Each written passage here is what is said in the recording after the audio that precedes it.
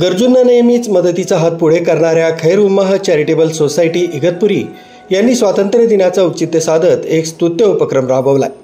इगतपुरी इथल्या इंदिरा गांधी कर्णवतीर विद्यालयातील सुमारे 120 विद्यार्थ्यांना शालेय साहित्य, दैनंदिन जीवनात उपयोगी वस्तू तसंच अन्नधान्याचं वाटप करण्यात आलं.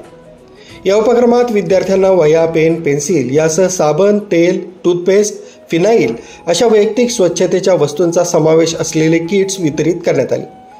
तसंच विद्यार्थ्यांच्या कुटुंबांना दिलासा देण्यासाठी तांदूळ, तेल, गहू अशा आवश्यक अन्नधान्याचे पॅकेट्सही देण्यात आले. कार्यक्रमात प्रमुख पाहुणे म्हणून इगतपुरी पोलीस ठाण्याच्या पोलीस निरीक्षक सारिका अहिरराव, पोलीस उपनिरीक्षक कांचन भोजने, देवयानी गायकवाड, अभिजित पोटिंदे, गटशिक्षणाधिकारी निलेश पाटील, डॉक्टर हारून रशीद कादरी, ॲडव्होकेट शबाना मेमन, डॉक्टर अशफाक शेख, सोसायटीचे अध्यक्ष इम्रान खान, सेक्रेटरी इम्रान शेख, तौसिफ सय्यद, अविनाश कासार सर, जावेद सिद्दीकी, खजिनदार मुझफ्फर सय्यद, नदीम खान, आयाज खान, सामाजिक कार्यकर्ते इफ्तेकार शेख, पत्रकार सुमित बोधक, शैलेश पुरोहित, पदाधिकारी, स्वयंसेवक तसंच स्थानिक नागरिक उपस्थित होते. शाळेच्या मुख्याध्यापक हेमलता जाधव यांनी या उपक्रमाचं मनपूर्वक स्वागत केलं आणि खैर उम्माह चॅरिटेबल सोसायटीचे आभार मानले.